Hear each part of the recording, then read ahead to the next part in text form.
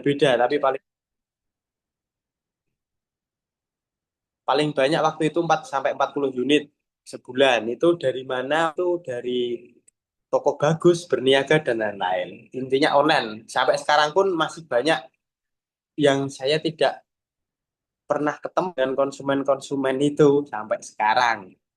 Nah, kemudian saya di marketing apartemen kurang lebih sekitar 1 tahun sampai 2015, 2016. Kemudian ketemu, dikasih tahu teman Mas Woro juga alumni pesantren properti, kasih tahu kalau ada kelas Pak Bambang Ibnuruddin Dayat, waktu itu namanya kelas bayar seikhlasnya kalau tidak salah, atau bayar kalau nggak salah seperti itu, 2016-an.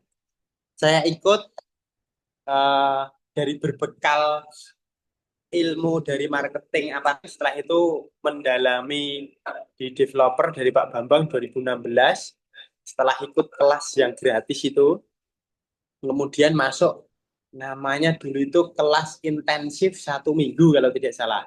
Waktu itu saya langsung ikuti itu dengan Pak Bambang. Waktu itu yang ngasih materi, alhamdulillah top-top. Jadi memang benar-benar dapat ilmu yang sangat bagus. 1 minggu saya desain properti, ikut kelasnya Pak Bambang. Dari situ malah ada tawaran.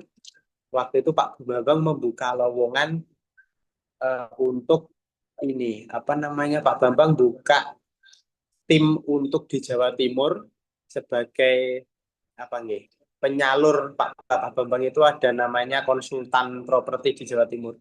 Waktu itu banyak bisnis properti di daerah Jawa Timur yang stagnannya, minta tolong di pesantren properti. Kemudian saya sama teman-teman saya paling baru itu ditugaskan dari Jogja ke Jawa Timur, di Surabaya, Malang, Sidoarjo, Ponorogo, untuk bantuin nyalurin apa yang disampaikan Pak Bambang di Jogja, kami bawa ke Jawa Timur. Habis itu sekitar saya ikut Pak Bambang jadi karyawannya Pak Bambang, jadi timnya Pak Bambang sekitar 1 tahun sampai sekitar 2017.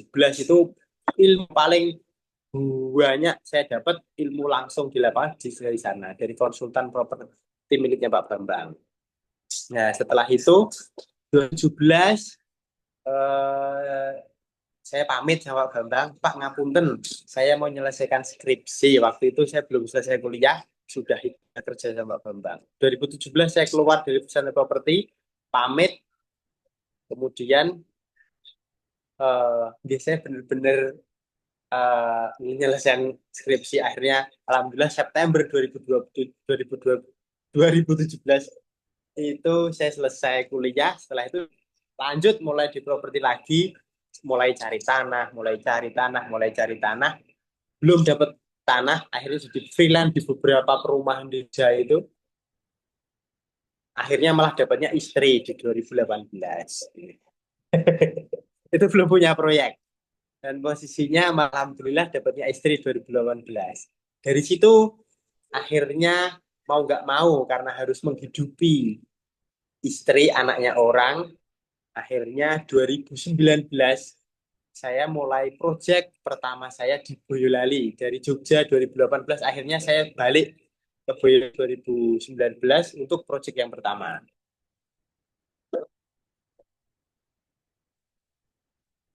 Proyek yang pertama itu uh, modal 25 juta, 25 juta, kemudian itu juga modal dari investor. Jadi ilmu yang paling penting, ilmu dari Pak Bambang, itu akhirnya saya praktekkan. Dari 2019 itu saya negosiasi tanah sekitar 1,7 miliar, itu luasan sekitar 4.700 meter. Akhirnya saya bikin 34 kafling dengan DP waktu itu, booking bukan DP ya, tanda jadi itu sekitar 10 juta. Ya, tapi waktu itu saya nggak punya uang 10 juta. Kemudian saya rinci, maksudnya rinci itu 10 juta untuk tanda jadi, untuk sewa kantor 7 juta, untuk operasional sekitar 1 bulan. Akhirnya saya menentukan butuh dana 25 Nah, akhirnya saya cari temen temen yang punya uang 25, saya anggap investor. Saya kasih beliau itu bukan, tapi saya kasih nanti saya kembalikan 2 kali lipat dari modal itu. Akhirnya saya dikasih pinjaman 25 juta. Selama 3 atau 4 bulan, akhirnya saya bisa mengembalikan 50 juta. Dari mana? Ya, dari jualan posisinya. Jadi waktu 2019 itu 34 M, eh, sebelum benar-benar terjun, saya deal itu memang sebelumnya ini ilmu juga akhirnya Pak Bambang itu kita analisa pasar dulu. Kita sebelum kita deal itu kita sudah punya potensial buyer, potensial konsumen, sudah punya salesnya. Jadi posisi ketika perumahan itu buka, saya sudah bisa jualan 5 flank posisinya. Itu untuk kembalikan uang investor, untuk jadi ke pemilik tanah, kurang lebih seperti itu. Nah, kemudian berlanjut 2019, 2020 selesai 34 kafling, lanjut perumahan yang kedua namanya Taman Permata Residen. Itu sekitar 5.600 meter jadi 38 unit. Nah, itu 2020 memasuki COVID itu kami juga mulai project itu. Itu jadi 38 di Boyolali Kota namanya Taman Permata Residen 38 unit, harga jual 300 jutaan, 280 mulainya startnya. Itu modal bukan spring, kalau dibilang nekat enggak, karena kami sudah analisa pasar. Alhamdulillah berjalan sesuai target 2020-2021, bisa pengembangan tahap kedua Taman Permata Residen yang tahap 2 itu 2022-2023 selesai, alhamdulillah. Kemudian 2024 ke 2025 namanya yang sekarang ini yang saya tinggali, bukan yang sekarang saya duduk ini namanya Taman Mutiara Residen. Ini ada 49 unit, harga mulai 320 juta sampai 180 juta. Alhamdulillah sudah sold 50%, 20 unit, 24 unit, ini tinggal 50% lagi. Sama kami ada baru mulai project rumah subsidi. Yang pertama kami megang rumah subsidi mulai dari bulan April kemarin sampai sekarang, insya Allah 250 unit rumah subsidi di Boyolali juga. Itu kurang lebih apa nih? Yang saya kerjain dari yang awal sampai yang sekarang saya pegang Taman Mutiara Residen 49 unit, kemudian Taman Lestari dan 250 unit subsidi. Di Boyolali semua. Nah, kemudian dari situ gimana? Jadi dari bisnis properti ini akhirnya yang membawa saya sampai sini ya dari Pak Bambang, dari ilmunya Pak Bambang Ifnu, ikut kelas, ikut ngikutin apa yang dikerjakan Pak Bambang sampai saat ini. Alhamdulillah dari ketiadaan, alhamdulillah sekarang ya bisa berjalan, bisa ngajak teman-teman akhirnya bisa bergabung bersama saya. Jadi tim saya itu beberapa itu alumninya Bambang, itu teman-teman itu ini pada di sini. Ini teman-teman yang sebelumnya ikut belajar Pak Bambang, akhirnya saya ajak bareng-bareng bangun, belajar bareng, akhirnya sekarang saya ajak ke Boyolali. Itu selain dulunya muridnya Pak Bambang, juga teman-teman saya kuliah soalnya. Jadi dulu kami kuliah di Jogja itu sampai sekarang bekerja bareng dan lain-lain gitu. Itu histori yang singkat dari saya sampai saat ini. Kemudian mungkin agak ini dari judulnya, saya bahas sedikit mungkin ya. Dari judulnya itu mulai memulai bisnis properti tanpa modal itu, pertanyaannya kan sekarang apakah masih bisa? Kalau saya ditanya jawabannya bisa, karena sebenarnya sebenarnya masih sama posisinya, waktu itu sama sekarang tuh sama. Peluangnya masih sama, hanya kita gimana caranya untuk mempunyai skill yang skillnya memang memang harus kita kuasai itu, ya, Pak Bambang juga sih akhirnya ya kan dari negosiasi tanah gimana caranya bisa modal minim itu karena negosiasinya pembayarannya tanah lunas. Kemudian negosiasi ke kontraktor gimana kita bisa dibantu kontraktor untuk di awal. Kemudian manajemen resiko. Eh, Sebenarnya bisa atau tidak dengan modal yang tidak terlalu besar itu tergantung skill sebenarnya karena akhir-akhir ini banyak sekali yang anggap aja tanpa modal rumah subsidi dengan cara ngambil bridging di awal kemudian dimasukin ke KPL ya itu boleh-boleh saja itu memang nol modalnya cuman resikonya terlalu besar kami sampai saat ini belum sana karena mungkin kalau bridging kami ngambil cuman untuk kayak di KPL eh, kalau bisa jangan sampai masuk ke sana karena resikonya ya jadi lebih besar itu manajemen resiko. Kalau bisa dengan sistem cash flow yang diajarkan Pak Bambang tanpa bank itu kami 4-5 tahun kami komitmen tanpa bank semua. Alhamdulillah sampai saat ini benar-benar tanpa bank kita ngelola dana yang ada, kita atur cash flow-nya, kapan bisa konsumen bayar, kapan kita harus keluar ke kontraktor. Sampai saat ini kami punya sistem itu, dulu belajar di Pak Bambang, kami praktekkan dan alhamdulillah bisa jalan, benar-benar bisa jalan. Ini ilmu terapan yang saya dapat, yang kami dapat dari Pak Bambang. Ya, benar bisa dengan modal tidak besar ya. Yang saat ini, mohon maaf, ya sekarang saya kerjakan itu modal umpama dianggap itu ya masih umpama kami dengan sampai 12 M satu proyek itu mungkin kalau secara modal yang kita keluarkan mungkin dari 100 sampai 200 juta itu dengan posisi sekarang karena proyek berlanjut gitu. Tapi kalau umpama berbeda dari modal 50 juta kira-kira bisa nggak bikin bisnis marketing, bikin developer? Kalau saya jawabnya masih bisa untuk saat ini. Tapi yang itu harus dikuasai, skillnya memang harus diperdalam untuk negosiasi. Paling utama mungkin dari Pak Bambang itu. Apalagi nggih, analisa mungkin negosiasi, manajemen keuangan, kemudian kalau bisa di awal untuk saya pesan untuk teman-teman yang kira-kira mau masuk di developer di awal bergantung dulu sama bank.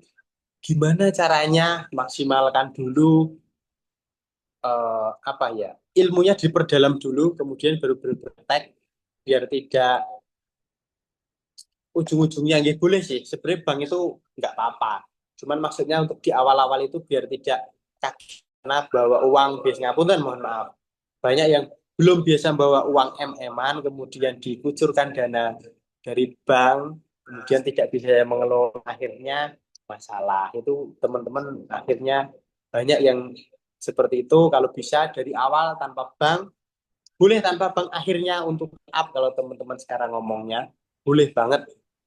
Cuma untuk di awal kalau bisa benar-benar dari penjualan cash flow eh, gimana ditata dari awal bisnis plan-nya visibility study-nya kalau Pak Bambang ngajarin teman-teman mungkin saya kira di sini sudah banyak yang tahu ini saya ngomongnya di luaran aja ya karena ilmu yang dalamnya nanti Pak Bambang. Nah gitu, saya bingung apa ya? Mungkin sudah ada 30 menit belum ini Mas Tio? 23 menit, Mas. Tapi kalau misalkan mau langsung tanya jawab juga boleh. Takut Artinya aja Pak. teman-teman juga mungkin mengalami hal yang sama karena dilihat tadi ada beberapa yang memang belum memulai masuk ke bisnis properti sehingga akan lebih menarik ketika ada tanya jawab ngaten ya, Mas Mario. Berarti Tanya, sudah tanya bisa Pak. mulai tanya jawab, Mas Mario. Langsung tajaman Mas Tio, aman. Ya, Tanya Saya Pak. Pak tajam karena saya tidak nyiapin. siap, siap, siap.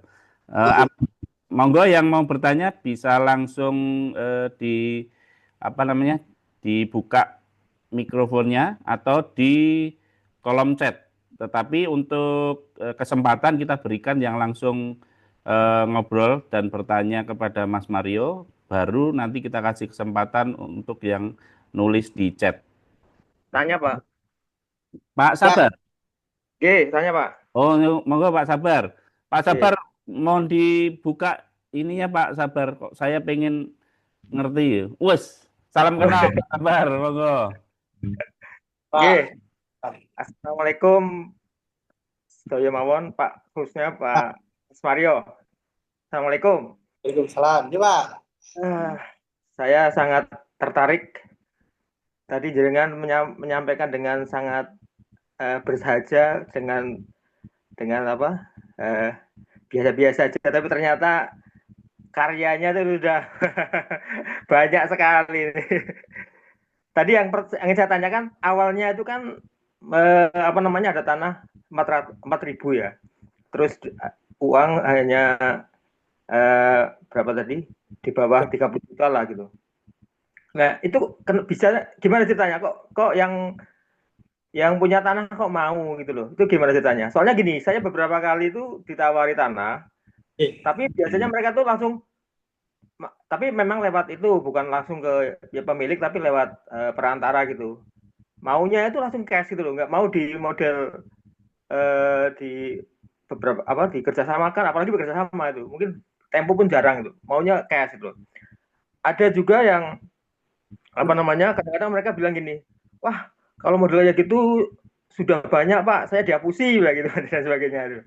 Nah itu gimana Mas Mario kok bisa ini ya, bisa pertama langsung tanah 4.000 dengan lancar dengan uang yang seadanya terus bisa berkembang bisa menjual. Itu gimana ceritanya? Mohon bisa dibagikan supaya kita bisa belajar. Terima kasih Mas Mario. Assalamualaikum warahmatullahi wabarakatuh. Waalaikumsalam warahmatullahi wabarakatuh. Ji, siap Pak Sabar. Itu banyak sekali teman-teman yang menanyakan itu benar, saya tidak merasa. Itu asli berkejadian, teman-teman saksinya juga masih banyak. Jadinya itu di awal kita tetap ada ini Pak, analisa awal dulu. Jadi sebelum kita deal untuk negosiasi tanah itu sama pemilik tanah untuk menawarkan itu ke konsumen. Jadinya itu saya minta waktu itu setelah saya tanda jadi untuk DP, waktu itu DP-nya kurang lebih 300 juta. Akhirnya itu pakai uang sebenarnya. Jadi setelah saya tanda jadi 1 juta 10 juta, mohon maaf, itu saya minta izin ke pemilik tanah, saya minta waktu 1 bulan. Tapi akhirnya 2 bulan, akhirnya saya baru bisa DP. Di waktu itu saya punya waktu untuk cari konsumen Pak. Maksudnya, tapi sebelum itu saya ulangi lagi aja. Sebelum saya tanda jadi 10 juta, itu tanahnya sudah saya bikin set plan, sudah saya bikin ukuran berapa, harga jual berapa. Sebelum saya tanda jadi itu sudah saya tawarkan. Waktu itu memang alhamdulillah saya dibekali ilmu dari Pak Bambang, kemudian saya sudah bisa bikin set plan. Waktu itu saya tanpa arsitek, tanpa teknik sipil, saya bisa bikin set plan sendiri, jadi dari 4.700 kurang lebih jadi 34 kafle. Nah, posisinya itu langsung saya iklankan, anggap aja gitu Pak, untuk saat ini mudahnya mencerna itu langsung saya iklankan. Setelah itu saya tunggu respon dari konsumen. Itu benar-benar iklan dengan harga yang sudah saya tentukan di awal. Kan kalau kita sebelum proyek kan namanya ada yang namanya bikin bisnis plan ya Pak. Itu dari Pak Bambang ada. Kita bikin bisnis plan, itu akhirnya harus saya jual berapa. Waktu itu saya rumah dulu Pak, tipe 45, tanah 91, saya jual awal harga 235 juta kurang lebih. Itu yang Pak. Cuman walaupun akhirnya nanti ada kendala Pak, nanti saya sampaikan. Nah, cuman setelah itu di tengah di jalan itu konsumen banyak peminatnya itu tanya untuk tanah kafling. Waktu itu di Boyolali Kota. Saya masuknya waktu itu lokasinya di Winong. Taman Sari itu lokasinya di Winong. Itu peminatnya saya tawarkan di tanah tipe 45, tanah 91. Itu malah banyak yang tanya, Mas, kalau beli tanah boleh enggak? Kalau beli tanah boleh enggak? Kalau beli tanah boleh enggak? Akhirnya dari situ saya merubah bisnis plan dari yang awalnya jualan tanah. Akhirnya saya jual kafling, awalnya jual rumah, berklaster, akhirnya saya jual tanah. Akhirnya semua 34 unit terjual tanah kafling waktu itu, Pak. Nah, kok bisa harga dengan uang 25 juta investor, apalagi uang waktu itu saya nggak punya uang soalnya, Pak. Ya, uang 25 kok bisa. Itu sudah pegang data konsumen. Benar-benar sudah saya pegang, saya sudah punya konsumen ya benar-benar mau beli, dan saya tanya konsumen cash pun mereka sudah mau. Nah, itu saya bikin bisnis plan saya, Pak. Jadi di pembayaran pertama, kalau nggak salah itu 300 juta. Kemudian pembayaran kedua, itu berapa? Berapa persentase? Akhirnya kurang lebih pembayaran sampai tempat pelunasan, itu negosiasinya seperti ini, Pak. Pak, ini saya diminta tolong dari guru saya, namanya Pak Bambang If Nuruddin Hidayat. Itu dulu yang saya sampaikan pemilik tanah, Pak. Nah, Pak Bambang itu saya sebut, Pak. Walaupun aslinya itu saya sendiri yang mau beli. Tapi yang nama Pak Bambang yang saya bawa. Karena orangnya kalau dengan beli, orang itu pasti tidak percaya, petaninya itu. Karena saya waktu itu masih pakai motor NMAX, masih, walah, nggak karuan, anggapnya gitu, Pak. Jadi orang petani ini percaya, kalau saya mau beli tanahnya beliau dengan eh, keadaan waktu itu. Akhirnya saya bilang, Pak, ini saya terus sama atasan saya namanya Pak Bambang dari Jogja untuk negosiasi ke jenengan. Akhirnya saya negosiasi itu, Pak. Itu saya bawa nama Pak Bambang. Waktu itu akhirnya Nama ini rale apa-apa. Bukan.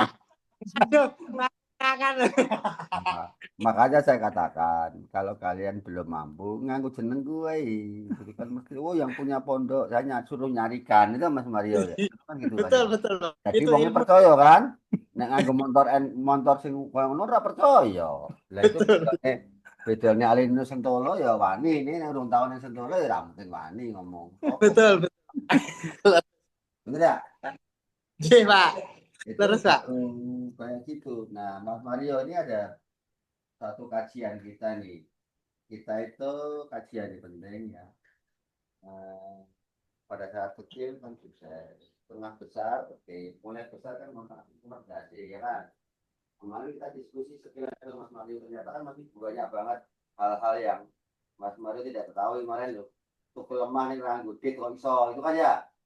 Kok iso gitu, oleh lemah oke toh. Oke, Pak. Pitung hektar ya, oleh lemah pitung hektar ini ranggut duit rupiah pun ya. Berarti ini lemah. Terus kenapa Bambang itu selamat terus ya karena proteksi aset itu kan. Nah kebetulan kita tuh membawa program tapi boarding mas, boarding 1,5 tahun minimal SMA. Oke, Pak. Bodin, Pak. Nah, jadi 1,5 tahun. Jaminannya itu nek lulus tes, wes mesti nyambut gawe, tak boleh gawe ya. Tapi kalau nggak ikut tes, jaminan mesti dia proyek lah. Wih 100% jaminan punya proyek sendiri kan. Itu nanti tapi tahun depan baru mulai kita launching bulan depan. Pengen Yes. Mas Mario ya pengen. Ya gitu aja, aku malu senang. Iya, Pak. Tanahnya payu yo, tanahku payu. Wah, alhamdulillah. Ya, Pak. Wah, ngapunten dereng sia-sia nih, Pak. Payu 3/4 ya. Oh, masalah. Ji, alhamdulillah. Kalau tumut. 3/4 kali 2.000 lumayan. Alhamdulillah. Ji, Pak Bambang. Iya. Separuh nih. Paruh gimana? Ji, Pak Bambang. Lah, terus. Malah langsung ada Pak Bambang ternyata. Oke ya, pokoknya ilmunya yang harus diperdalam dari Pak Bambang. Lulusannya Pak Bambang insya Allah mantap. Amin. Monggo Kabar, lanjut. siapa Pak? Pak Sabar tadi kurang lebih seperti itu Pak. Dulu waktu itu saya bawa nama Pak Bambang. Biar kok petani waktu itu percaya.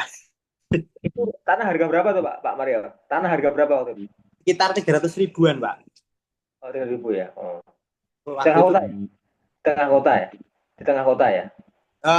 pinggir kota Pak. Oh. Pinggir kota. Waktu itu di belum masih. Status tanah letter C atau sudah SHM? Saya Pak, 3 pemilik waktu itu tapi satu keluarga. Oh, oke. Oke, terima kasih Pak Mario. Siapa sabar. Monggo lanjut Mas Tio, mungkin ada yang ditanyakan, monggo langsung aja ngobrol sama Mas Mario. Ngobrol santai, tapi ilmunya daging bener itu. Kalau nggak ada kita bacakan yang di chat ya. Doi sini-sina no Mas Mario. Nggih, nggih, Pak. Ini biasanya senior senior, Pak, cuman nggak muncul itu, Pak. Anjir. Aduh. Hilang ya Mas, anuku Mas. Loh, Tete, Mas. Oh ini nggih. nih, bentar, sorry. Eh, untuk ada yang tanya dari Pak Ferry. Info harga tanah maksimal untuk rumah subsidi di angka berapa per meternya? Coach gitu katanya. Ah, Pertanyaan teknis banget ya. nggih. Kalau itu kemarin saya sempat sudah ngobrol sama Pak Bambang.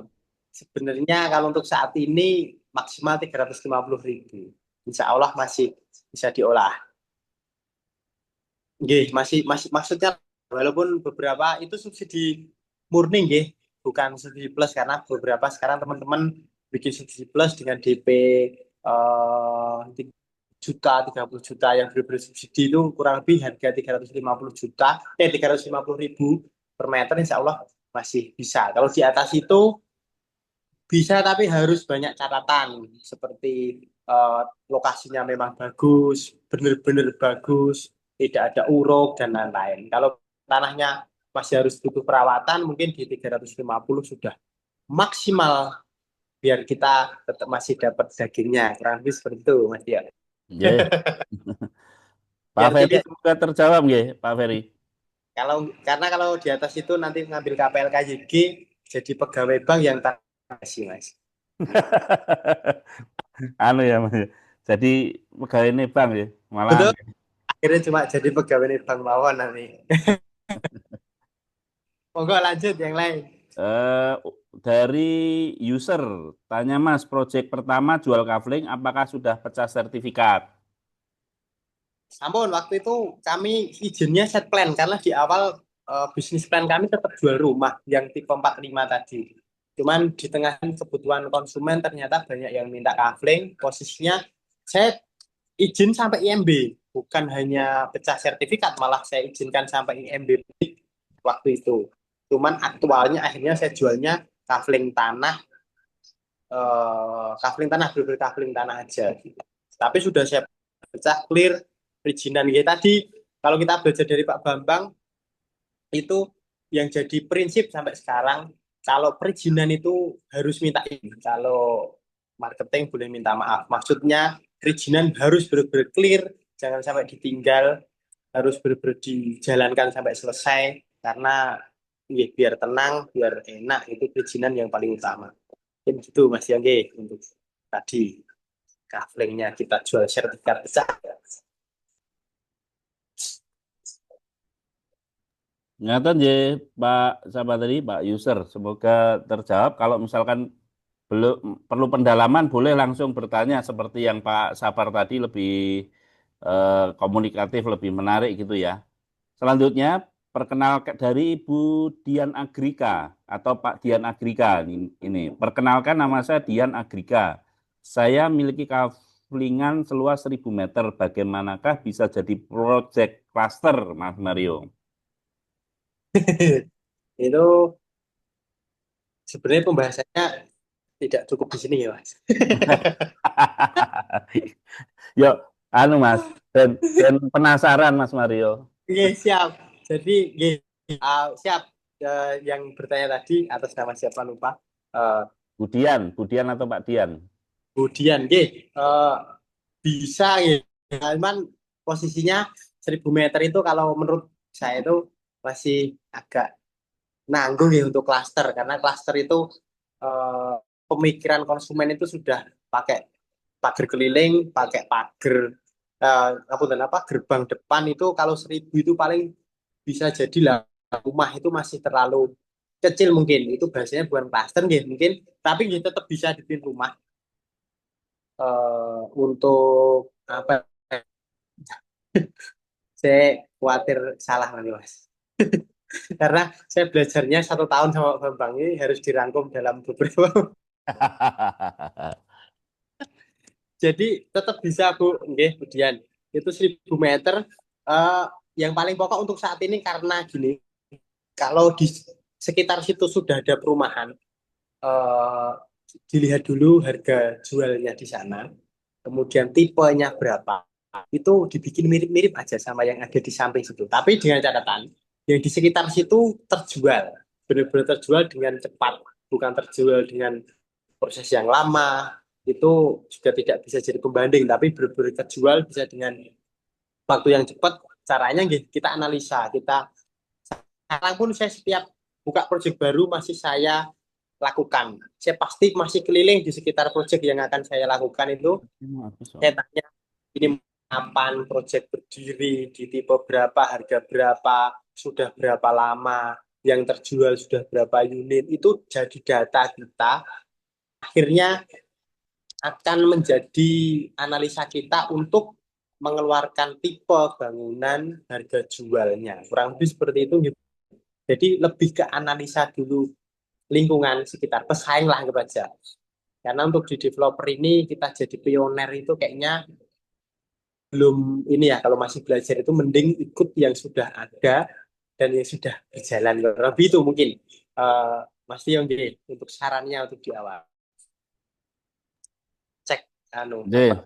Semoga terjawab ya Ibu tadi siapa tuh? Yang ini Bu Dian ya Ibu Dian. Kalau Mama kurang Terjawab ya Bu Dian. lanjut di ngobrol di sini nggak apa-apa nanti Mas Tio yang Bu Dian tadi. Biar tektok. Wah, ini ada yang nih Mas Mario. Ada Malah. yang tahu kisahnya Mas Mario yang uang 25 juta itu ternyata ini uang teman yang mau nikah 3 bulan lagi nih. Wes. Ini kalau sampai nggak amanah, sampai gagal, waduh, nggak terbayangkan itu Mas Mario. Alhamdulillah, Gusti Allah masih waktu itu sayang sama saya, Mas. Luar biasa nih. Oke, alhamdulillah. Waktu itu untuk nikahan temen, jadi saya dikasih tenggat waktu, kasih pinjaman 25 tapi 3 bulan harus dikembalikan. Saya bilang, insya Allah. Wah, itu nggak semuanya berani loh itu Mas Mario.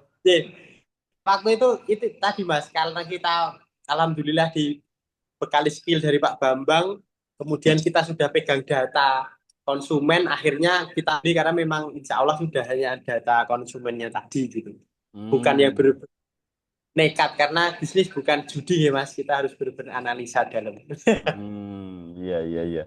Artinya sudah ada piutang lah ya, istilahnya ada pembanding bahwa nanti tidak berdasarkan calon pembeli, tapi memang sudah ada daftar pembeli yang itu bakal menjadi cash in gitu ya, Mas Mario. Jadi itu harus kita siapkan di awal-awal. Jadi enggak kita buka berbuta belum punya pegang data itu janganlah kalau untuk saat ini. Jadi benar-benar harus pegang data lapangan, kita benar-benar tahu konsumen mau beli benar-benar beli. Tapi tidak boleh kita ambil uang konsumen. Kalau benar-benar mau booking boleh, paling pakainya KTP titik, sudah bikin ini sudah bikin apa namanya set plan. Jadi untuk titik pengen lokasi yang mana itu sudah bisa. Untuk saat ini waktu itu cara KTP lah, waktu itu saya sudah megang sekitar 5 konsumen yang benar-benar mau beli. Jadi saya pinjam 25 dengan temen yang mau nikah itu waktu itu bukan gambling tapi benar-benar sudah punya data. Terukur, sudah terukur ya. Terukur, gitu Mas Tio. Siap, oke kayaknya lanjut lagi di mana nih? Oh di bawahnya ini, bentar. Bawahnya. Oh ini nih.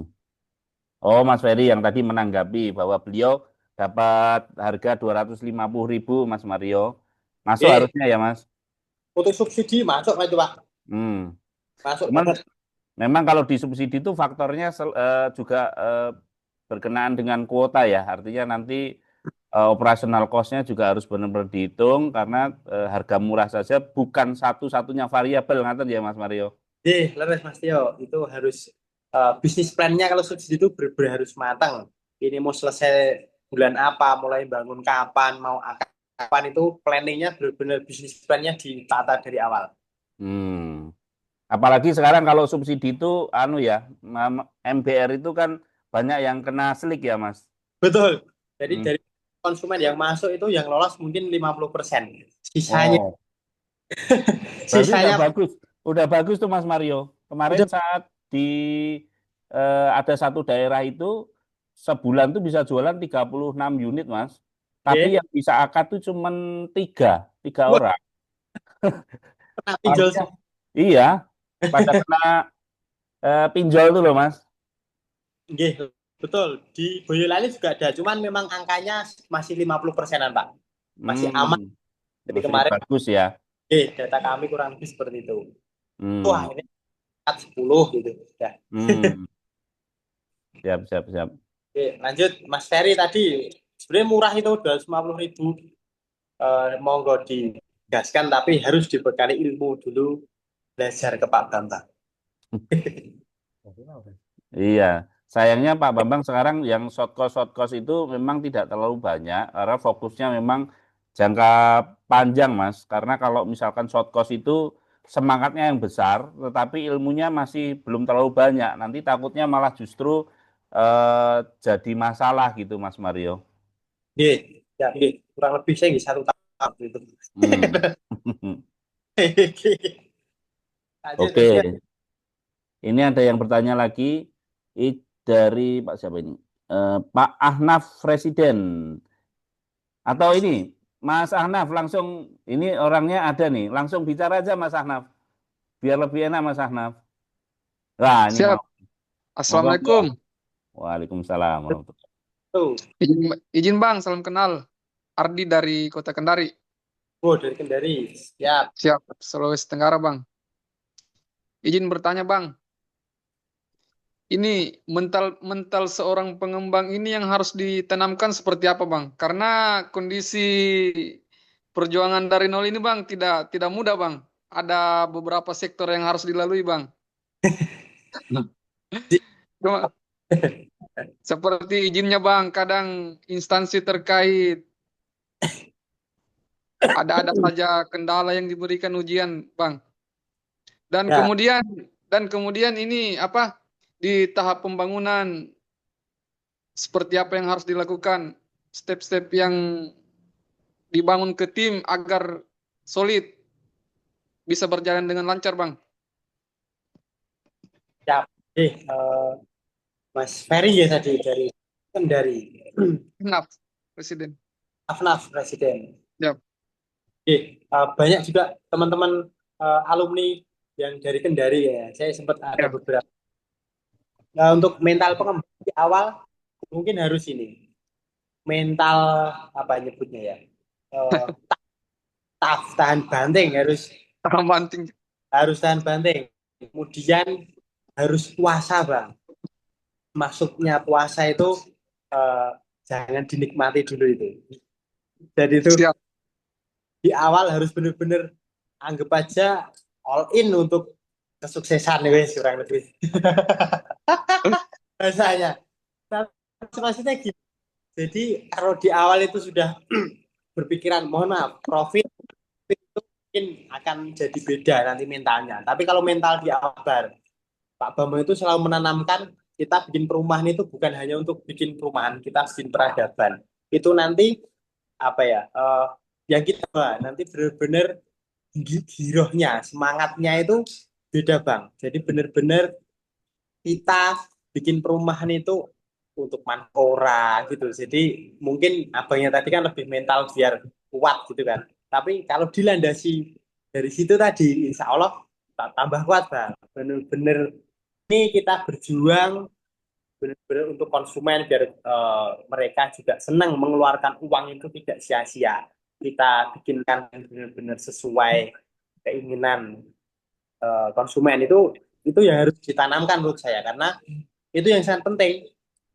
Banyak teman juga yang akhirnya satu kali proyek bisa berjalan, akhirnya proyek berikutnya kendala karena amanah-amanah yang diberikan dari konsumen itu tidak dijaga. Kurang lebih itu malah harus yang kita benar-benar yang harus kita jaga Bang. Itu kurang lebih untuk menguatkan kita itu semangatnya dari sana. Nah, mental pengembang kayak terkait perizinan Bang itu memang di setiap daerah beda-beda. Kalau di Boyolali sendiri, bukan di Boyolali lah, di Solo Raya saya nyebutnya, itu kita harus jalan sendiri, harus nekat sendiri, harus nemuin sendiri Bang. kalau bisa jangan pakai jasa, jangan pakai kata temen. Jadi benar-benar harus data biasanya sendiri, apa masalahnya, apa yang dibutuhkan, dan itu bisa 2 hari sekali kita harus kunjungi tugasnya. Kalau kita kawal seperti itu, sampai sekarang pun kami masih seperti itu Bang, masih ada kadang kendala di suatu dinas lah, karena dinasnya kalau kita banyak sekali. Itu masih harus kita kawal.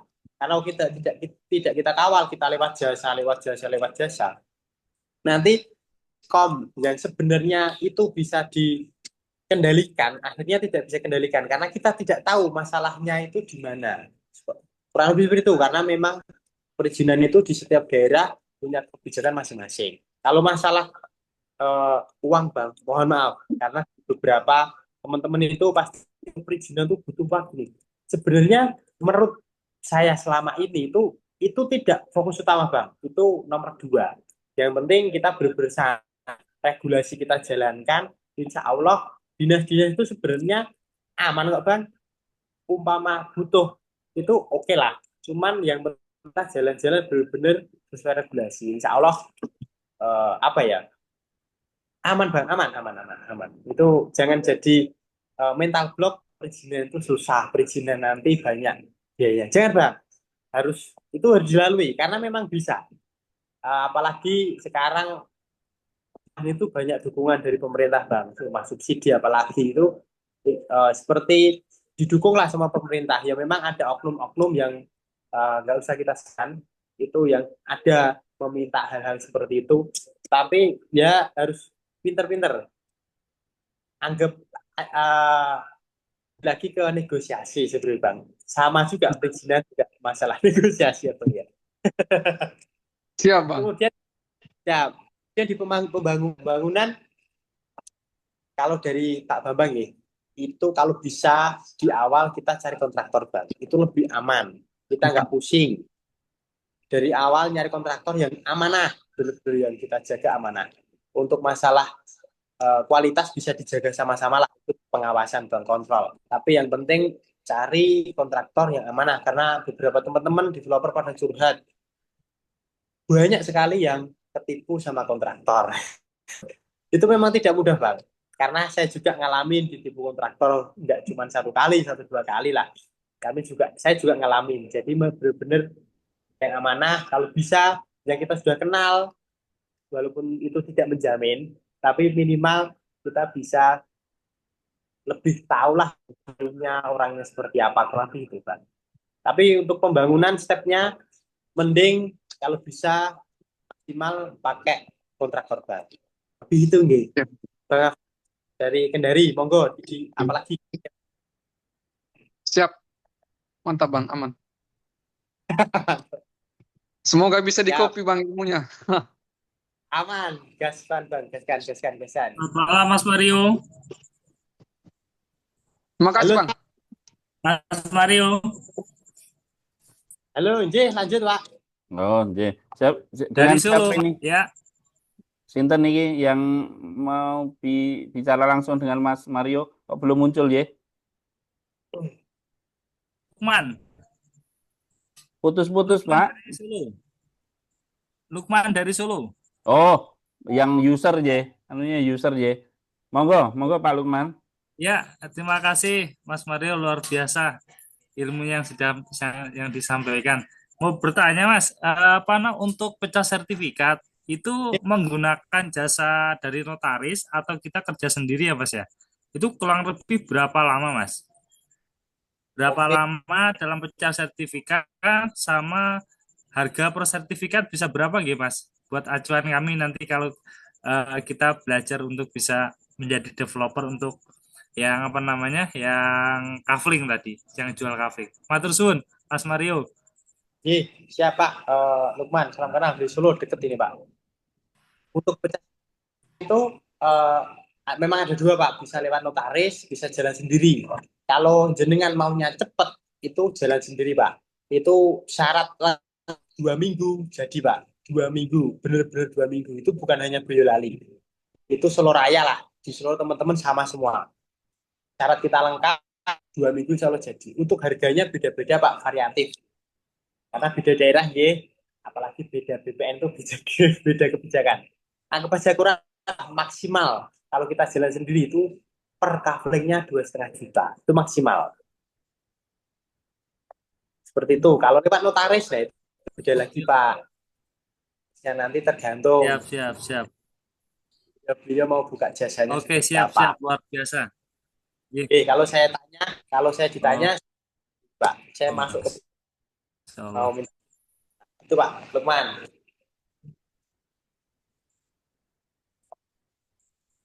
Terjawab ya Pak Lukman. Izinkan enggak kalau mau belajar tempatnya Mas Mario? Lukman, Bismillah, sama-sama belajar Pak. Insyaallah. Ji. Saya di Mojokerto Pak Boyolali, boleh kapan monggo kalau mau boleh Pak. Baik, siap. Oke, Mas. Nanti tak lanjut dengan WA. Terima kasih, Mas Mario. Sukses selalu, Mas Mario. Siap, amin. Satu cuman. Oke Pak Luman, ini ya, baru silaturahmi lewat online aja udah ini ya, mendekatkan rezeki dan memperpanjang umur, gitu ya Mas Mario. J Mas Tio. Amin. Insyaallah. Oke, lanjut di Pak Tolen, Pak Tolen atau Pak Tolen. Untuk saat ini, ini kayaknya pertanyaan sudah, tapi ya nggak apa-apa lah. Untuk saat ini apa masih bisa kita bisnis properti dengan modal kecil atau idealnya harus punya modal berapa? Kira-kira saja Mas Mario. Oke, siap. Kalau ditanya bisa masih bisa, insya Allah masih bisa. Tapi ya harus dibekali ilmu. Jangan ya tadi kalau bisnis properti bukan judi nih. Jadi benar-benar harus yang terukur kata Mas Tio tadi. Besaran uangnya sebenarnya beda-beda Pak karena beda harga tanah, beda luasan itu bervariatif Pak. Mungkin kalau saya ngomong kasaran ini 50 sampai 100 juta bisalah jadi developer insya Allah. Tapi belajar dulu. Jangan nekat ya, jangan nekat. Karena properti itu kalau salah lebih Dalam Mas. mahal. Mumetenan ya Mas. Lebih mahal. Ampun. Kalau belum coba-coba. Oke, semoga terjawab dan ada pandangan Pak Tolen tadi. Berikutnya kita ada dari Pak M. Nurdin. Nah, ini banyak juga mewakili pertanyaan Mas Mario. Untuk awal penjualan ke konsumen, sedangkan kita baru bayar DP ke pemilik lahan. Apakah sertifikat atas nama kita atau masih atas nama pemilik lahan? Karena lahan kan belum lunas. Ngaten Mas, monggo. Ya, gini, ada beberapa bukan trik nih, ada beberapa cara. Kalau yang dulu kafling itu jenengan Pak, kalau bisa pecah manual. Maksudnya pecah manual itu tanpa PT itu di beberapa daerah karena beda-beda. Karena di Boyolali itu di bawah 5.000 itu masih bisa pribadi. Itu waktu itu dari pemilik tanah itu tidak saya lewatkan saya. Jadi pecahnya itu langsung pemilik tanah dengan bukan pecah yang per 4 bukan, berbeda dari set plan perizinan.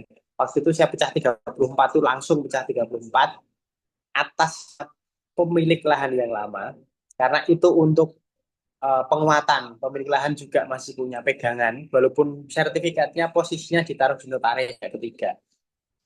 Itu lebih aman dan lebih murah Pak. Kita nggak usah bayar pajak 2 kali karena dari pemilik tanah jual belinya langsung konsumen.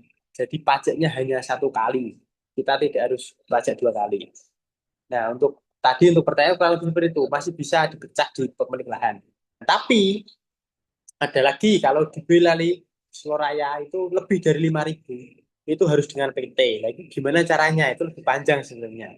Harus punya PT. Kalau cara yang waktu itu disampaikan di Pak Bambang ya akhirnya juga saya pakai. Itu pemilik lahan saya masukkan ke dalam PT jadi komisarisnya kita kasih saham sebesar yang belum kita bayarkan. Selain itu kita punya ada surat pengakuan hutang yang sebelum lunas saat tadi. Kemudian dengan petani masuk dalam PT, posisinya kita bisa masuk bisa jalan perizinan, sertifikat aman kita taruh di notaris, pemilik lahan masih aman insya Allah dengan walaupun sudah melepaskan sertifikatnya jadi PT, tapi beliau juga kami ikat masuk di dalam PT, jadi tidak itu aja. Itu benar-benar kami lakukan sampai saat ini. Yang lanjut lagi yang Mas Afraf tadi, kita harus puasa. Jadi kita nikmatin dulu yang katanya di Excel, di business plan kita, profit 1M, 2M, 3M, itu nggak usah dipikirkan. Jadi dipikirkan paling utama, pembeli dulu lunas, kemudian konsumen sesuai. Sisanya kita di belakang, nggak usah dipikirin dulu. Kita makan seperti biasanya, jangan setelah jadi developer terus bergaya dan lain-lain. Kurang lebih seperti itu. Ya, Nggih. Godaane biasanya Fortuner, Mas. Nek ndak Pajero. bahaya Mas. Ampun, ampun. NMAX ya, Mas. Anu ya, NMAX makan di Kucingan masih pantas ya, Mas Mario? Sampai sekarang ya masih pantas, Mas. Ini punya Bang ini Mas. Jadi Iya, iya, iya, iya, iya. Ya, tadi semoga menjawab, cuman memang harus sangat detail, termasuk betul. posisi lokasi sertifikat harus di mana segala macam. Kalau enggak bisa masalah gitu ya. Aku harus lanjut sebagai penjelasan tadi saya luarannya ya Mas Tio nggih. Kurang lebih semoga menjawab nggih Pak Nurdin. Mungkin. Oke, lanjut lagi untuk Pak Yoyo. Rumah subsidi atau RS kan harus ready stock ya Mas. Berarti modal awal harus besar karena nggak bisa inden ya.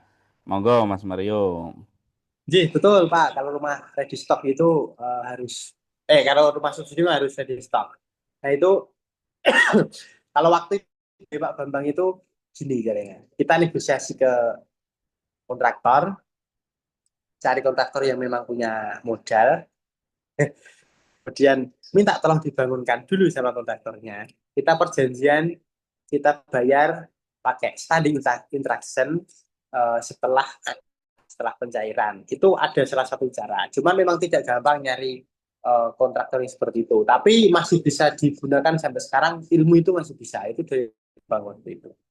Nah, nanti harganya jangan disamakan Pak. Maksudnya gini, kalau pasaran harga rumah subsidi tipe 30 anggap aja 60 juta karena dibayarnya di terakhir ya jenengan kasihnya 61 atau 62 karena kan beliau yang modal maksudnya kontraktornya ya kita harus silakan beberapa profit kita untuk kontraktor karena kita bayarnya di belakang. Itu salah satu cara Pak Yoyo untuk kita bangun rumah subsidi tanpa modal di awal.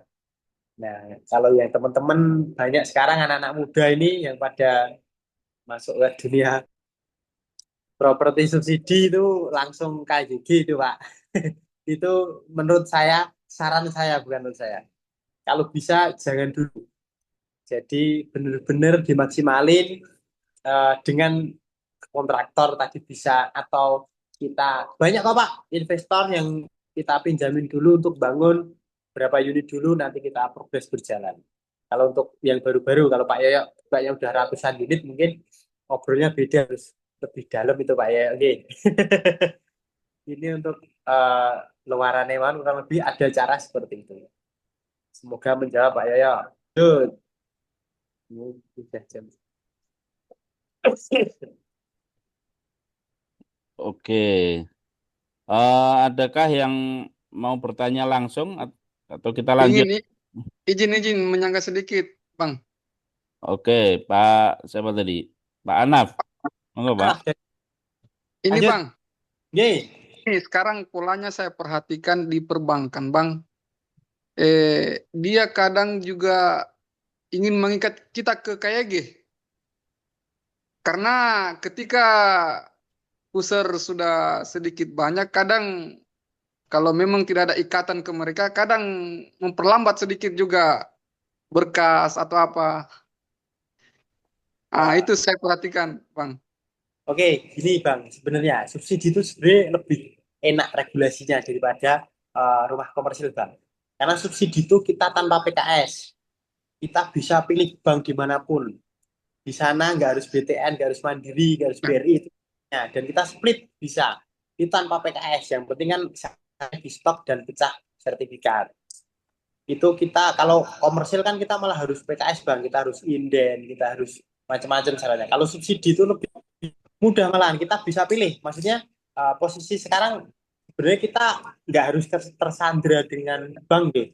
Karena posisi pilihannya, apalagi sekarang kucuran dana dari pemerintah itu, kemarin terakhir BSI yang sebelumnya tidak fokus ke bank ke rumah subsidi, sekarang pun mereka juga rumah subsidi karena mereka juga ditarget dari pemerintah. Nah, dengan itu kita lebih agak bisa anggap aja gitu, agak jual mahal sedikit ke bank-bank. Kalau nggak mau berkas ngurus ya kita alihkan ke bank yang lain, itu mereka sudah berpikir bank. Yang penting kita belum KYG. Kalau kita sudah KYG, mau kita harus ke bank. Tapi memang saya perhatikan Bang, ada plus minusnya. Karena yang saya rasakan di salah satu perbankan ini, kalau memang ada kerjasamanya, KYG atau apalagi KUR, itu diutamakan Bang. Itu diutamakan mereka. Jadi yang pinjaman ini mengkondisikan kota Bang. Kalau dapat kota, ada sisa kota disisipkan. Kalau tidak ada, diutamakan yang punya pinjaman. Ya betul Bang, karena itu sebenarnya bank kan juga punya, kenapa didulukan yang KYG, karena biar yang bisa bayar kan gitu Bang. Jadi ya karena otomatis gimana ya, karena KYG otomatis dia dipercepat, karena kalau nggak dipercepat dan tidak masih harus didahulukan karena biar bisa ngangsur tadi. Ngangsur. Oke, Bang. Tapi kalau kita berbeda tanpa KYG, kita bisa jual mahal kok Bang, ke bank yang ke kantor kita. Siap Bang. Kurang begitu. Oke. Tapi kalau udah KYG, ya harus kita ikuti Bang. Apapun maunya Bang, karena yang sama Bang.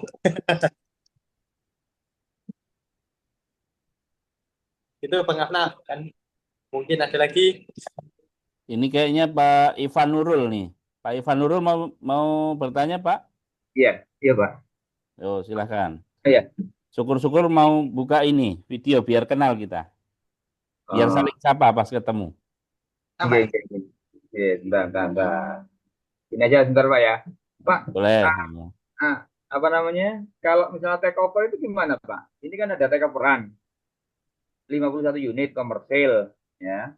Tapi posisinya dia sudah macet Pak di BTN. Itu gimana? Kalau misalnya kita bantu apa ya, ada perjanjian terus bantu jualkan gitu, jadi modalnya cuma 50 jutaan gitu, karena rumahnya sebagian udah jadi, banyak yang jadi, tinggal sedikit aja, finishing aja. Gimana Pak? Siap. Pak ini tadi Pak Ivan Pan ye. Ya Pak Ivan, kalau untuk take overan Pak, itu anak kita memang harus lebih dalam menurut saya Pak. Saya beberapa kali dimintain tolong untuk bantuin proyek take over Pak. Saya salah juga masih ada yang saya pegang. Posisinya kalau take overan itu analisnya harus lebih dalam. Kalau secara modal memang yang jenengan sampaikan tadi 100 juta sebenarnya juga bisa, malah kalau take overan itu tanpa modal pun bisa. Tapi kalau yang jenengan sampaikan tadi, posisinya sertifikatnya sudah ada di BTN. Ya, betul. Itu ya harus kita cari tahu dulu Pak. Hutangnya berapa, kemudian beban per unit Pak. Nah, kemudian karena dulu waktu saya belajar Pak Bambang, itu yang kita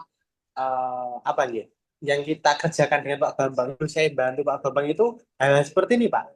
Jadi developer yang akhirnya tidak bisa membayar konsumen, dan itu sekarang dijual pun belum tentu, karena posisinya gini, kita nggak tahu tuh beban per unitnya berapa, kemudian kalau kita jual itu benar-benar bisa nebus sertifikat apa.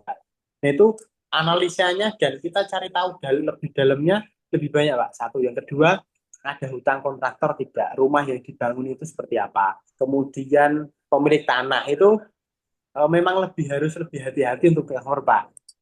Yang dikhawatirkan kita sudah capek-capek, mohon maaf, jualan, tiba-tiba posisinya akhirnya tidak bisa jalan. Posisinya itu banyak karena Pak, kalau take over itu gimana mungkin kadang itu solusinya bukan hanya jualan Banyak banget, Pak. Jadi kalau dengan mungkin, mohon maaf Pak Ivan, bisa bantu jualan di proyek itu, jenengan itu harusnya laku. Coba dicari tahu dalam, kenapa kok laku? Atau harganya kemahalan? Atau lokasinya jelek? Atau kualitas bangunannya apa? Atau ada masalah isu-isu yang lain? Itu memang harus lebih dalam kita cari tahu Pak. Karena memang apa nggih, proyek sudah berjalan dan akhirnya mangkrak. Itu pasti ada suatu masalah. Nah, itu perlu dari penjualan, Pak. Bisa jadi perizinannya. Itu ada, saya temen tuh sudah dibangun, ternyata lahannya kena LSD. Itu mau dijual juga nggak bisa, Pak. Gitu. Jadi memang posisinya harus kita analisa. Kalau itu tadi sudah di BTN, harusnya sih perizinan sudah clear. Kemudian tinggal hutangnya sebenarnya, maksudnya itu beban per unit itu benar-benar bisa cover nggak dengan dijual seperti itu, gitu Pak. Pak Ivan gitu. Itu take over itu memang harus lebih dalam belajarnya, dan ilmunya juga harus lebih ini Pak nih, apa nih? Banyak banget. Karena yang harus kita analisa lebih banyak Pak untuk take over Pak Ivan. Kurang lebih gitu. Monggo ada lagi Pak Ivan, kira-kira monggo kita bahas. Iya, itu utangnya per unit Pak di BTN 130 juta nih Pak. Gimana Pak? Per unit 130 juta di BTN. Sedangkan dari jualnya itu mungkin kan tipe 70 Pak. Bisa 300 sampai 400 juta. Begitu. Oke. Dulu yang ngambilnya di BTN itu 7,5 miliar, sekarang tinggal 4,5. Oke. Kalau dari sini analisa nggih, kalau mau dijual apa nggih Pak? Pripun nggih? Itu posisinya sudah terjual banyak Pak. Eh, Dulu katanya udah terjual, terakhir nggak bisa terusin, kembalikan uang ke usernya. Oh, Itu akhirnya 51 belum ada yang kejual posisinya Pak. belum. Terus ini Pak, itu nggak tahu dianggap kendala apa enggak ya, karena di depan gate-nya itu pojokan ada kuburan, kuburannya ditutup gitu loh. Jadi apa orang-orang nggak mau beli kata gitu atau gimana? Oke lah, nggih, itu maksudnya harus kita analisa Pak. Maksudnya kenapa konsumen akhirnya tidak memesan, atau harga tadi mungkin nggih, atau memang lokasi, atau seperti apa, itu analisa kita lebih dalam. Sebenarnya makam itu tidak melulu jadi masalah karena kami juga punya lahan yang sampingnya makam, akhirnya alhamdulillah bisa kejual. Tapi gimana nggih? Itu mungkin lebih dicari tahu isu apa yang terjadi di sana. Kenapa kok sampai tidak bisa kejual walaupun padahal posisinya rumah sudah dibangun. Itu kan peran besarnya itu kenapa? Sebenarnya kan gitu Pak. Itu harus dicari tahu. Kalau jenengan nyari tahunya, saya kasih clue sedikit. Jenengan coba pasarkan, jenengan berpasarkan dengan cara yang optimal ya Pak. Ya. Dengan biaya pastinya. Kemudian nanti jangan tahu dari berkonsumen datang ke lokasi, kita cari tahu kenapa kok nggak mau di situ, apa lokasinya atau apa. Nah dari situ nanti jangan bisa nganalisa lebih dalam Pak. Begitu Pak Ivan. Kalau lokasinya bagus Pak, itu Pak. Tapi nggak tahu kenapa kok nggak laku ya. Mungkin saya butuh lebih dalam ya. Analisa lebih dalamnya di sana Pak. Umpama lokasi yang ada isu apa atau mungkin perizinan IMB apa, kita harus lebih dalam. Kadang kita kayak ngomong lokasi bagus, kadang konsumen belum tentu. Sedikit cerita di Magelang, saya lokasi dimintain tolong teman, menurut saya bagus, dari Artos itu sekitar 5 menit kurang lebih. Setelah kita masuk Pak, kita analisa, kita beriklan optimal, kita pasarkan, branding ulang, konsumen ternyata tidak mau, karena itu walaupun dekat sama Artos, posisinya di Kabupaten. Nah, ternyata konsumen itu maunya harus di kota. Itu waktu itu saya nggak tahu Pak. Itu kejadian benar. Nah, itu hal-hal yang seperti ini harus kita cari tahunya, kita harus ke konsumen langsung. Kita tidak bisa itu, karena kalau ke konsumen kita benar-benar dapat data real di lapangan kurang lebih. Ya, ya, ya. Ya udah. Terima kasih Pak. Pak Ivan, semoga membantu. Iya. Nuhun, nggih. Coveran analisa. Yang jelas kalau sudah dalam posisi mau mandek itu mitigasinya harus lebih menyeluruh ya Mas Mario. Siap, Ji, siap. betul. Mas Tio, Banyak kejutan, banyak kejutan. betul. Di dalamnya tuh banyak tipe, ada apa? Ada apa lagi gitu. Ya, kadang-kadang ada kontraktor yang datang, kadang-kadang ada warga yang merasa belum disosialisasi sama developer sebelumnya. Ada Ye, beberapa yang nggak terjual karena ada makhluk halus ya, macam-macam lah kalau betul Pak, isu lapangan, isu isu lapangan. masyarakat J. Ya, karena Oke, ini sudah sudah kayaknya udah lama, Pak. Sudah 3-4 tahun ini anunya, hmm, namanya. Ya mesti ada sesuatu. iya, J, ya. coba dicari tahu dulu itu Pak, masalah. Siap, siap. Nggih, Pak. nggih. Nggih, matur nuwun, Pak. Nggih, J, Assalamualaikum. salam warahmatullahi wabarakatuh. Assalamualaikum warahmatullahi wabarakatuh. Ya, jadi memang kalau take over itu sebaiknya misalkan baru awal mulai sebaiknya dihindari. Cari yang lebih mudah, banyak kok tanah-tanah yang istilahnya daging dan mudah dikerjakan juga insya Allah lebih banyak. Tapi kalau misalkan nanti sudah pengalamannya banyak, take over itu jauh lebih cepat ya Mas Mario karena secara legalitas sudah siap ya Mas. Betul, Mas Yo, itu next levelnya sebenarnya kalau take off Next itu. level gitu. Oke, tadi Mas Woro, wes tanya, kalau komersil jualan KPR dan langsung ke konsumen bisa nggak kalau tidak harus ready stock? Jadi nggak pakai, sorry, kalau komersil jualan KPR dan langsung ke konsumen bisa nggak kalau tidak harus ready stock? Gitu Mas. J, Jadi bisa itu bisa posisi ini, KPR inden itu Mas. KPR Inden. Harus PKS, perizinan harus selesai. Minimal Katindo, perizinan ini, PBG sudah proses itu insya Allah bisa. Ya. Tanpa ini, apa Tanpa namanya? PKS bisa tapi rumahnya harus sudah jadi ya Mas. Oke, kalau Modal pertanyaan sih. rumahnya belum jadi tadi, inden harus PKS berarti Pak. Ya, Siap. siap, siap, siap. Oke, terus biaya borong untuk rumah subsidi ke kontraktor di harga berapa per meternya? Woi, teknis banget. Tapi ya ora apa-apa Mas Mario. Monggo Mas. Beda-beda nih Pak. Saya praktek di Boyolali itu 1,9 Pak per meter. Itu udah pakai bata merah.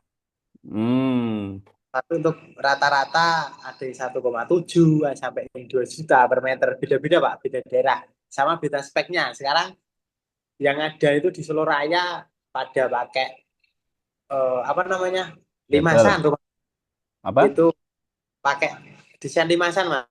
Yang baru Oh, itu budgetnya pasti lebih tinggi. Sekitar 2 jutaan kurang lebih. Nah, itu beda-beda itu monggo tergantung speknya. Jadi, kalau untuk kisarannya kalau bisa di bawah 2 juta kurang lebih gitu. ya, ya. Semoga menjawab ya, Pak.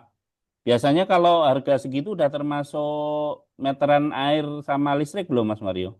Kalau kami belum, Pak, itu tanggungan developer. Benar-benar. Oh, masih di luar ya. Masih di luar itu. Oke. Lanjut ke Pak Yoyo. Semoga menjawab ya, Pak Tolen. Pak Tolen. Pak Yoyo terkait slik OJK yang ke call 5. Ada yang mengakali dengan dilunasi developer yang nilainya kecil-kecil. Setelah itu bisa proses KPR atau harus nunggu 1 atau 3 bulan, Mas? Monggo, Mas Mario. Oke, itu kebijakan bank masing-masing, Pak. Kalau dari kemarin itu minta surat bahwa itu benar-benar sudah dibayar lunas itu bisa banknya tidak harus nunggu sliknya jadi.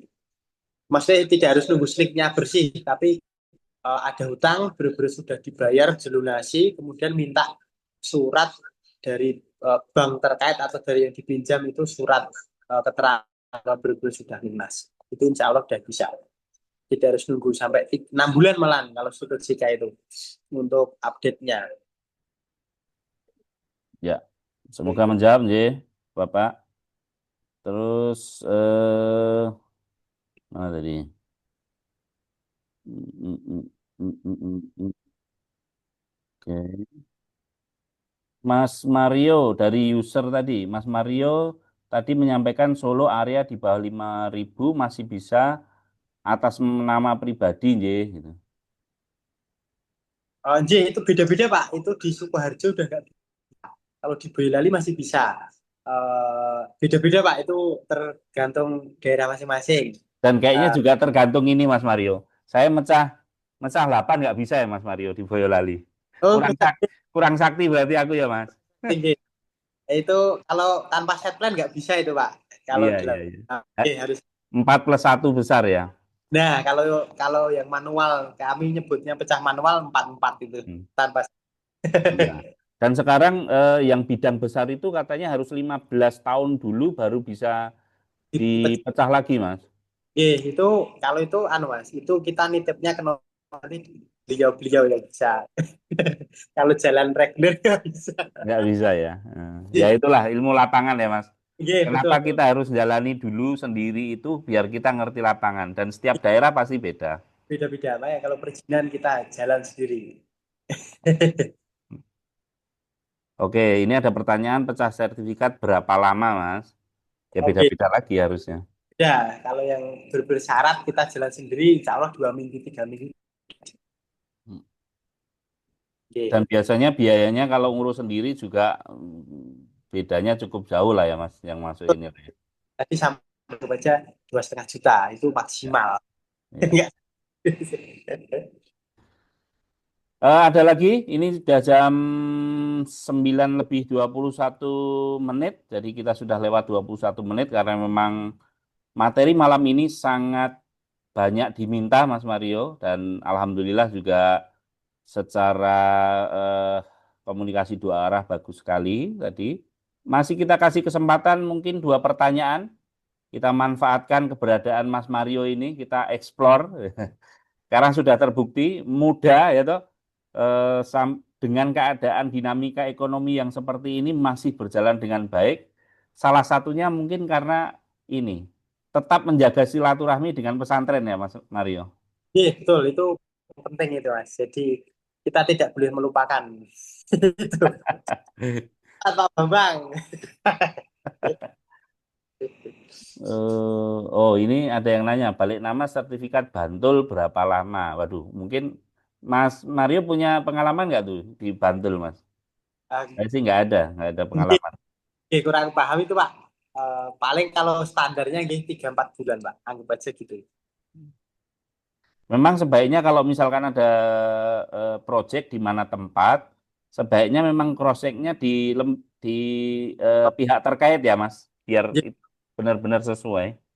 langsung itu tanya ke notaris nggak apa-apa itu, Pak. Aman, Pak. Hmm. Oke, Pak Nurdin lagi.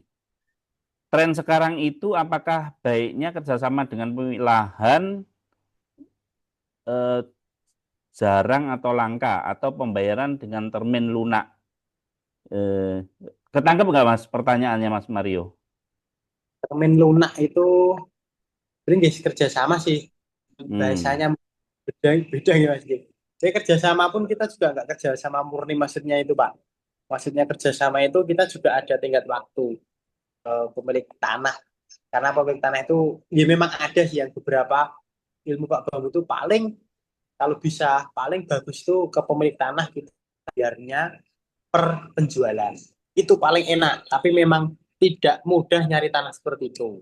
Jadi mungkin yang dimaksud termin lunak tadi tak ada jangka waktu, tapi memang kita harus punya itu Pak, karena kita ikatan di notaris itu untuk PPJB itu memang harus ada dengan waktunya. Jadi berapa lama, makanya itu kita perlu bisnis plan, kita perlu analisa, kemudian eh, apa gitu, kita pegang data itu untuk itu kapan kira-kira proyek itu bisa close, benar-benar kita kadang itu banyak developer yang bisa buka tapi nggak bisa tutup buku. Nah itu pelajaran harus kita eh, apa ya, harus benar-benar kita dalami itu dari Pak Bambang, bukan cuma buka proyek tapi harus tutup proyek itu Tutup dengan aja. keadaan sebaik-baiknya gitu.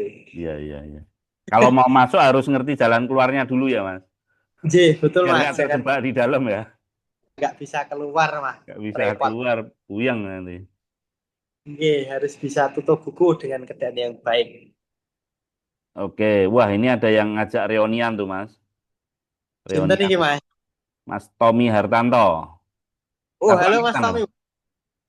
Satu Ini angkatan. dulu angkatan kelas 7 hari nih sepertinya Mas Tommy ini. Oh, oke oke oke. Oke, Mas Mario ini ada yang nanya untuk nomornya Mas Mario. Nanti kalau berkenan, Mas Mario boleh apa ya istilahnya nyantumin nomor. Cuman kami berharap teman-teman jangan apa ya. Saya takutnya ngerepotin Mas Mario karena kalau terus langsung makbruk ke tempatnya Mas Rio ya kami kesalahan gitu loh. Gara-gara silaturahmi ini jadi ngerepotin Mas Mario gitu. Tapi kalau berkenan ya monggo, kami nggak ngelarang. Siap, nanti saya share ya Mas Tio. Oke, Insya Allah. Boleh, boleh. Kalau mau bantu jualannya Mas Mario ya monggo saja.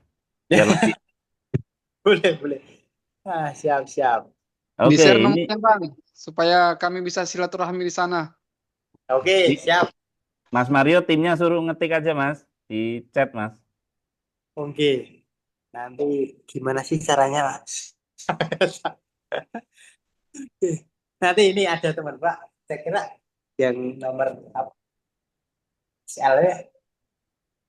Oke, Ada, oke, biar nanti diketik sama timnya Mas Mario. Kita lanjut ke pertanyaan dari Pak Abdul.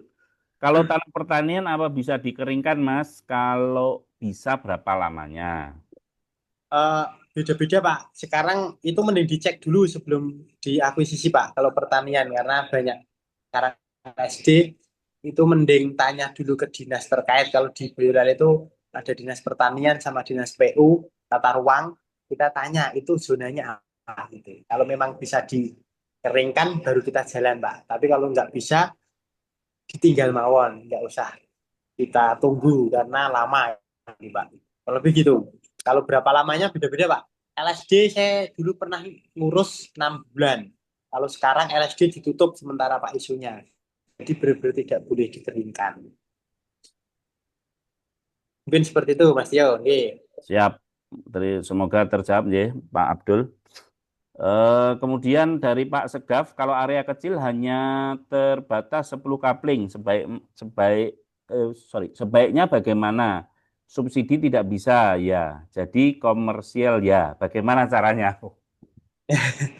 Jadi Pak, komersial 10 unit aman itu Pak. Mini cluster bisa bisa juga Pak. Itu tadi yang sampaikan di awal Pak. Itu kita analisa awal karena kalau 10 itu menurut saya lebih sulit. Karena konsumen kalau itu ini di kota kecil ya Pak. Kalau itu 10 unit di kota besar udah oke. Gini, karena di 10 itu kita mau nyebut klaster itu masih terlalu kecil. Kalau kita mau nyebut kaflingan ya sudah lumayan lebih di atas itu. Jadi lebih karena saya pernah ngalamin 10 unit itu kalau bisa benar-benar tetap dibikinkan one gate system.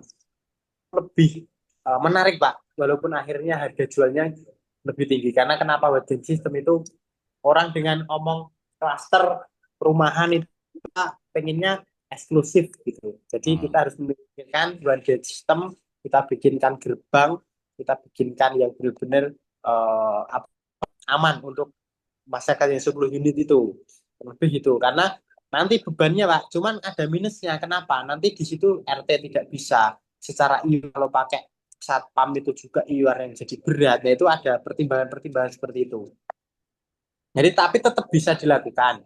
Nanti untuk berapa gimana caranya itu kembali Pak analisa pasar. Nanti di daerah situ harganya berapa, mau di tipe berapa, itu analisa data yang benar-benar harus kita pegang sebelum kita jual ke konsumen. Saya pasti patokan saya sampai sekarang masih sama. Walaupun saya sudah di beberapa kali data di awal itu yang menjadikan kami berani posisi. Memang akhirnya kalau dibanding teman-teman yang lain bisa sekarang di puluhan lokasi di 1 tahun bisa 3-4 lokasi. Saya sendiri posisinya mainnya masih terlalu aman. 1 tahun itu saya cuma 1-2 lokasi. Tapi analisa saya maksudnya gini, karena saya posisi dari awal fundamentalnya benar-benar fundamental flow, itu analisa yang paling penting. Jadi maksudnya kita benar-benar nyegur posisi masuk di dalam perumahan itu yang dibilang Mas Tio tadi harus pegang kunci pintu keluarnya ya Mas Tio. Gitu kurang. analisa Pak, analisa, riset paling penting. Set. Ya, semoga menjawab. Mungkin kalau yang buat subsidi 10 bukan bisa atau enggak kali ya Mas ya. Tetapi cucuk opora gitu loh. Karena kalau Oke, 10 unit, soalnya kalau subsidi itu kan harus PT, harus ikut asosiasi, macam-macam kan syaratnya. oke. Dan sekarang beberapa kota disyaratkan minimal berapa meter persegi Pak. Kayak di Belal itu minimal 5.000 baru bisa subsidi, 4.000 nggak Oh, bisa subsidi. oke. Siap, semoga menjawab ya, Mas Sinten tadi, Pak Segaf. Karena waktu sudah menunjukkan pukul 21.30 dan ini sedikit molor, Mas Mario saya mohon izin untuk sedikit preview tentang pesantren bagi rekan-rekan yang belum tahu tentang pesantren. Kemudian nanti Mas Mario mohon izin untuk bisa kasih closing statement setelah kami memaparkan sedikit tentang pesantren ya Mas, karena nyambung pertanyaan yang barusan. Pesantren itu nanti pembelajarannya seperti apa? Oke, ya Mas. Yo, lanjut. Siap. Saya share screen sebentar. Jadi kali ini kita tidak membicarakan pelaksanaannya kapan, tetapi kami sedikit ada review berkenaan dengan pelaksanaan tanggal 21 September. Sorry, ini salah tanggal. 21 ya. Itu karena ada masukan dari beberapa rekan di Japri, sehingga kita untuk tanggal 22, pokoknya hari Minggu minggu depan itu kita akan review ulang sehingga pelaksanaannya nanti akan diundur. Bagi yang sudah bayar nanti kita akan refund. Kemudian untuk pelaksanaan berikutnya bisa jadi kami tidak menggunakan skema kontribusi berbayar, tetapi masih kami review. Yang jelas untuk program-program yang di depan kita akan laksanakan program yang lebih panjang karena dirasa itu akan lebih aman bagi peserta. Termasuk tanggal 27 dan 28 yang kelas 2 hari itu juga kita tiadakan dulu. Sehingga bagi rekan-rekan yang tertarik untuk bisa ikut mohon bersabar. Di bulan Oktober nanti kita akan segera umumkan di grup-grup yang ada di pesantren. Kemudian kami akan menyampaikan berkenaan dengan pesantren sekarang ada apa sih gitu ya. Jadi yang perlu diketahui pesantren saat ini tidak hanya mengenai training saja, short course, tetapi yang pertama sekarang di pesantren ada pembelajaran properti setingkat SMA, yaitu namanya pesantren Sibos, SMA Sibos, itu bekerja sama dengan dinas, ijazahnya itu kejar paket. Jadi bagi rekan-rekan yang punya putra mau disekolahkan setingkat SMA, bisa disekolahkan di SMA Sibos, itu basisnya adalah pembelajaran properti. Jadi anak-anak selain belajar tentang yang diajarkan di sekolah umum, itu juga diajarkan logika-logika di properti, seperti membuat bagel, bukan nanti agar ahli membuat bagel, tetapi efektifnya berapa. Ketika membuat bagel itu panjang total besi yang dibutuhkan misalkan 75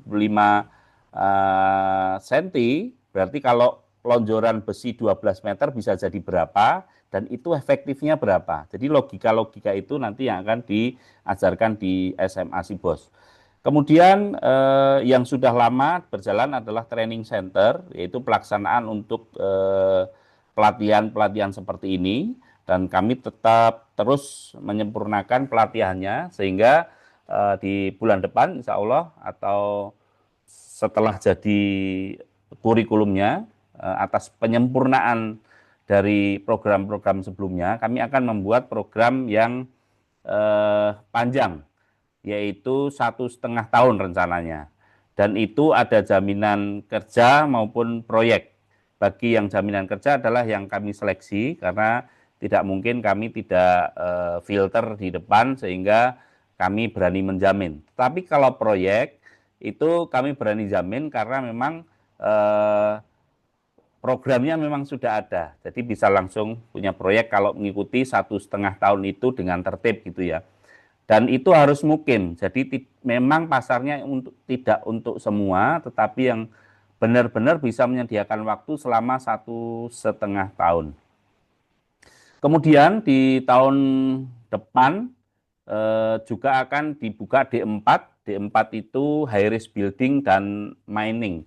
Jadi karena keterbatasan tanah, mungkin Pak Bambang sebagai founder Pesantren Property sudah memiliki perhitungan bahwa suatu saat landed house itu akan semakin ketat, maka beliau akan membuka pembelajaran setingkat D4 kerjasama dengan profesor-profesor yang ada di UGM dan ahli-ahli tentang high risk building, yaitu hunian vertikal.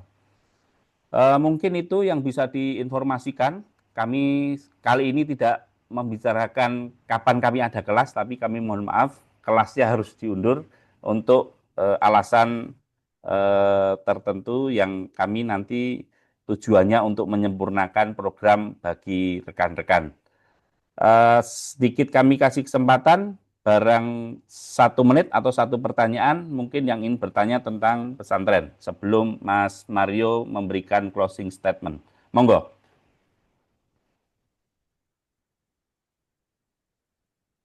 Betul, tidak ada?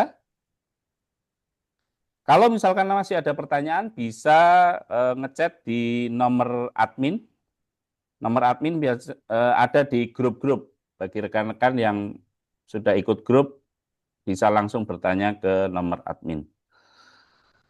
Mungkin itu, Mas Mario, monggo closing statement, karena mohon maaf waktunya molor Mas Mario, karena cukup menarik ini obrolannya. Oke, siap. Terima kasih Mas Tio. Buat teman-teman semua, terima kasih juga sudah ikut dalam sharing session ini. Mohon maaf saya masih banyak salahnya, karena ini memang benar-benar pertama. Saya dijamin dari timnya Pak Bambang, Mas Tio, dan Mas Dan. Kemudian mungkin pesan saya untuk teman-teman sebelum benar-benar masuk ke developer, ya, karena di properti itu untuk khususnya untuk di developer itu sebelum benar-benar masuk, monggo belajar dulu yang dalam, dibekali dulu ilmunya, karena di dalam developer itu banyak banget, tidak semudah yang dibayangkan. Ya, sekarang saya ngomong seperti ini mungkin karena saya sudah ngalami banyak hal, belajar ke teman-teman juga yang sebelumnya, silaturahim dijaga yang dibilang Mas Tio tadi. Jadi prinsipnya bisa buka perumahan, harus bisa tutup juga perumahan. Mungkin gitu ya Mas Tio, nggih. Kita sambung lagi kapan-kapan. Terima kasih banyak teman-teman. Mas Tio, salam buat Pak Bambang. Kapan nanti saya main di sana lagi. Mas Tio, mikrofonnya kunci.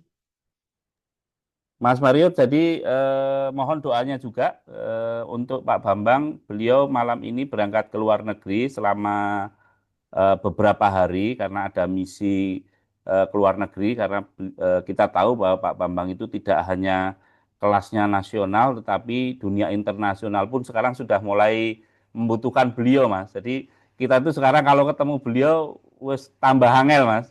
Tambah Jadi susah. tambah susah. Jadi mohon doanya, termasuk rekan-rekan mohon doanya buat Mas Mario, semoga proyeknya lancar, diberi kesehatan, kemudian pesantren juga bisa memberikan yang terbaik buat sumbangan bagi bangsa ini.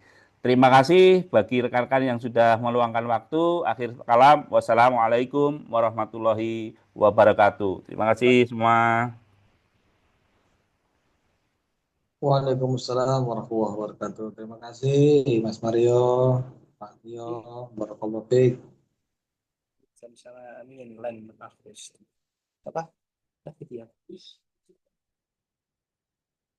Terima kasih. Assalamualaikum.